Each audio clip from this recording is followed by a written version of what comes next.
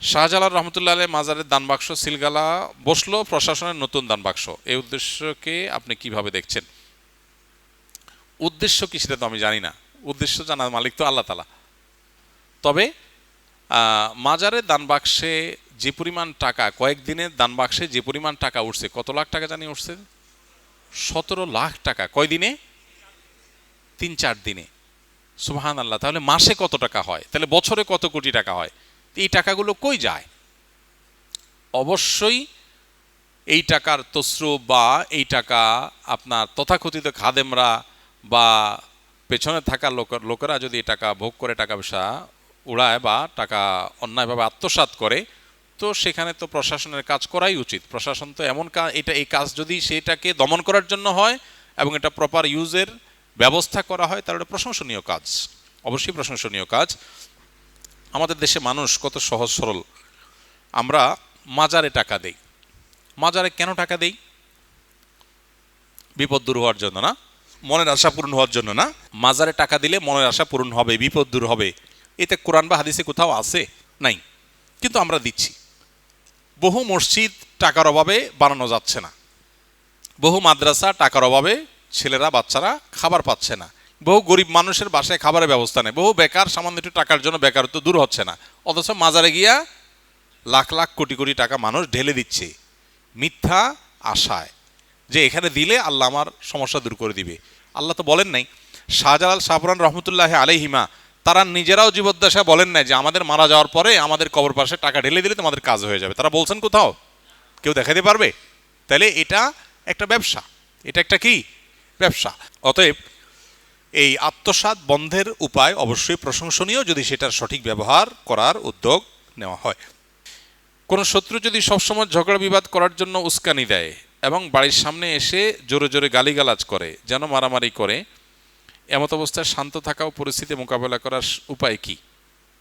ভাইরা আমার, দুনিয়ার সবচেয়ে কঠিন কাজগুলোর একটা হলো মাথা ঠান্ডা রাখা। কি রাখা? মাথা ঠান্ডা রাখা, সবর করা, সংযম করা। এটা হলো দুনিয়ার সবচেয়ে কঠিন কাজগুলোর একটা। অনেক লম্বা লম্বা ওয়াজ করাও সহজ, কিন্তু জায়গা মতো সবর করা সহজ না।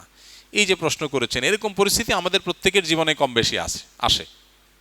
এমনভাবে খোঁচাখুচি করতেছে, এমনভাবে আপনাকে খেপায় তুলতেছে, জেদ সৃষ্টি করার চেষ্টা করতেছে যে টিকে থাকা কঠিন, মেজাজ ঠান্ডা রাখা কঠিন।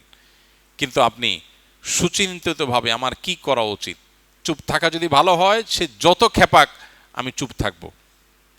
আর যদি রিয়্যাক্ট করতে হয়, যতটুকু করলে আমার জন্য কল্যাণ হবে ততটুকু, এর বেশি করব না। এই সিদ্ধান্তটা সহজ সিদ্ধান্ত না, অনেক কঠিন সিদ্ধান্ত। এটা সবাই পারে না।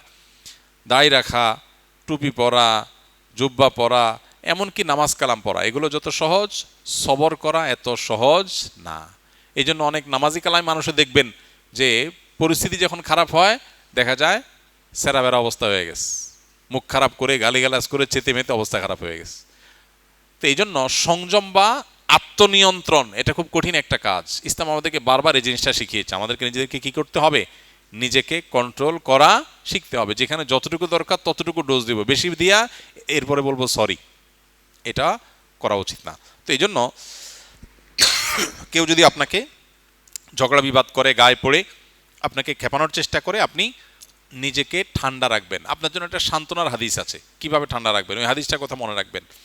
এবং মাঝে মধ্যে এই হাদিস লিখে বাসা বাড়িতে বিভিন্ন জায়গায় লাগা রাখতে পারেন, মোবাইল স্ক্রিনে, কম্পিউটার স্ক্রিনে এটা ভাসিয়ে রাখতে পারেন, যাতে করে আপনার মোটিভেশন হয়।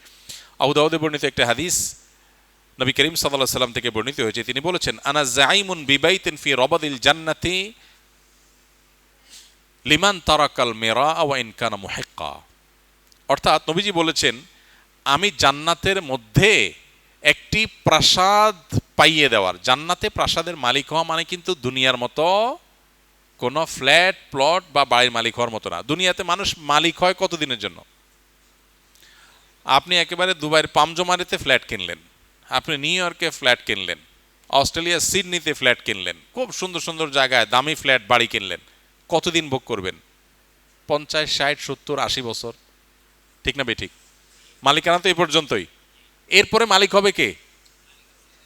ছেলে, বউ, অন্য কেউ। এরপর তার আপনি মালিক না, নাকি? তাহলে দুনিয়ার মালিকানা হলো 60, 70, 80 বছর বয়স পর্যন্ত, তাও তো মানুষ কিনতে কিনতে তো 40, 50 বছর হয়ে যায়। এরপরে মরার বাকি থাকে আর 10, 20 বছর। 10, 20 বছরের জন্য ফ্ল্যাটের মালিক হয়, তাতেই কি ভাবসাব। আর জান্নাতের যদি কেউ ফ্ল্যাট আর অট্টালিকার মালিক হয়, সেটা কতদিনের জন্য হবে? অনন্তকালের জন্য, যার কোনো শেষ নাই, যার কোনো সীমা নাই, কখনো শেষ হবে না। সুবহানাল্লাহ। নবীজি বলেছেন, আমি ওই ব্যক্তির জন্য জান্নাতের মধ্যখানে প্রাসাদ আল্লাহর কাছ থেকে পাইয়ে দেওয়ার দায়িত্ব নিলাম। আমি গ্যারান্টি দিচ্ছি, আল্লাহর কাছ থেকে আমি তাকে জান্নাত পাইয়ে দিব। যে ব্যক্তি ঝগড়া করার উপলক্ষ তৈরি হওয়ার পরেও অন্যায়ভাবে তার উপরে জুলুম করা হচ্ছে, তারপরে সে কথা বাড়াচ্ছে না, কেন? ঝগড়া বাড়বে সেজন্য। সে নিজেকে নিয়ন্ত্রণ করছে, মুখ বুজে চলে আসছে, কথা বাড়াই নাই, পুরা উল্টা পাল্টা বলতেছে, পুরা অন্যায় করতেছে। চাইলেই এখানে এটাকে নিয়ে সামনে বাড়ায় ঝগড়া করা যায়, কিন্তু সে ঝগড়াটা এড়াইতে চাচ্ছে, এই জন্য বলছে ভাই থাক, ঠিক আছে ভাই আপনি যা বলছেন ওকে। সে সামনে কথা বাড়াইতে চায় না। নিজের ন্যায়ের উপরে থাকা সত্ত্বেও, ন্যায়ের উপরে থাকলে সাধারণত একটু ঝগড়া করতে বেশি মন চায় না। শয়তান তখন উস্কায়, শয়তান বলে যে এই তুমি চুপ থাকবা, কি দুঃখে মিয়া, সে তো উল্টা পাল্টা কথা বলতেছে। আরে এসব উল্টা কথা মানা যায় নাকি?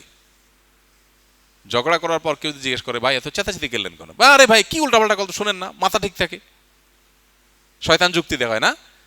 কিন্তু ইমানদার, বুদ্ধিমান ইমানদার, যে ওই যে জান্নাতে আল্লাহ নবীর দায়িত্ব নেওয়া প্রাসাদের মালিক হতে চায়, সে কি করবে? সে সবর করবে। সে দেখতেছে উল্টাপাল্টা হচ্ছে, দেখছে যে কথা বললে এখানে ঝগড়া হবে, ঝগড়া হলে আমার মেজাজটা গরম হবে, তার চাইতে বলে ভাই ঠিক আছে ভাই। ওয়াইদা খাতাবাহুমুল জাহিলুনা ক্বালু সালামা, জাহেলদের সাথে কথা বললে বলবে সালাম। এই মানুষটা খুব কম সমাজে, এই মানুষের সংখ্যা খুব, কারণ জান্নাতি মানুষ তো কম হবে। তাহলে এবার দেখেন, যৌক্তিক হোক, আপনার কথাটাই সঠিক, সে উল্টাপাল্টা বলতেছে, ফেসবুকে একজনে পোস্ট লিখছে, আর দেখলে মেজাজটা কি উল্টাপাল্টা কথা বলতেছে, এই জন্য আপনি কমেন্ট বক্সে গিয়া তার গোষ্ঠী উদ্ধার করে গালিগালাজ দিলেন, সে আবার আপনার গোষ্ঠী উদ্ধার করে, আপনি আবার তার দাদার গোষ্ঠী উদ্ধার করলেন। এভাবে আস্তে আস্তে সামনে বাড়তে থাকলো। বুদ্ধিমানের কাজ সম্ভব হলে যৌক্তিকভাবে পারলে তাকে বুঝালাম, আর যদি মনে হয় বুঝাতে গিয়ে উল্টা বরং আমারই মেজাজ গরম হবে একটু পর, তার চাইতে ভালো বলবো ভাই ঠিক আছে আপনারটা নিয়ে আপনি থাকেন, মুস্কি হাসি দিয়ে চলে আসবো। এটা হলো বুদ্ধিমান মানুষের কাজ। ওয়াইজা খাতাবাহুমুল জাহিলুনা ক্বালু সালামা, জাহেলদের সাথে কথা বলবো ভাই সালাম, সালাম ভাই সালাম, থাকো তুমি, আমি ঝগড়াতে নাই। ইমানদারে তো ফালতু সময় না বসে বসে তেনা পেঁচাবে।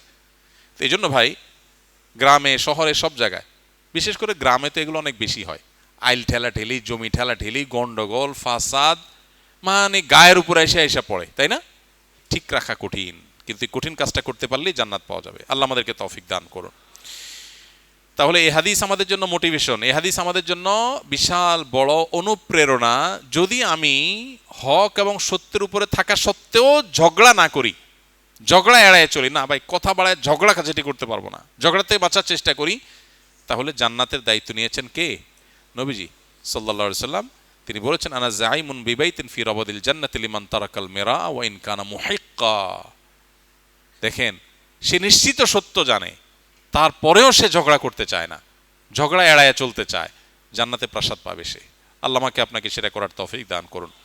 ঝগড়াটা মানুষ ভরা এখন সমাজে, চতুর্দিকে কি মানুষ ভরা? ঝগড়াটা মানুষ। সবরকারী মানুষ খুব বেশি এটা পাওয়া যায় না। ঠান্ডা মাথার মানুষ হলে আমরা বলি ধোঁড়ার সাপ, লোকটার কোনো সোদবোধ নাই, এত কিছু করলো কিছুই বললো না। আপনারা একজনে গালিগালাজ করে উদ্ধার করে ফেলছে, জমি ঠেলছে, দুনিয়ার উল্টাপাল্টা করছে, আপনি যদি সবর করেন, আপনার বউ বলবে তুমি কি পুরুষ না? বলবেন আমি জান্নাতি। আরে মহিলা কি বলো পুরুষ না? আমি জান্নাতি। জান্নাতি বলতে জান্নাতের প্রত্যাশাকারী, সেই জন্যই তো আমি চুপ থাকতেছি, নাইলে আমারও জমান আছে, আমিও পারি পাল্টা দিতে, কিন্তু আমি দিচ্ছি না। কেন দিচ্ছি না? জান্নাতের লোভে, জান্নাতের আশায়। আল্লাহ আমাদেরকে সবরের তৌফিক দান করুন। মাথা গরমালা মানুষের অভাব নাই ভাই, মাথা ঠান্ডালা মানুষের বড় অভাব। আল্লাহ আমাকে আপনাকে সবাইকে ঠান্ডা মাথার মানুষ হওয়ার তৌফিক দান করুন।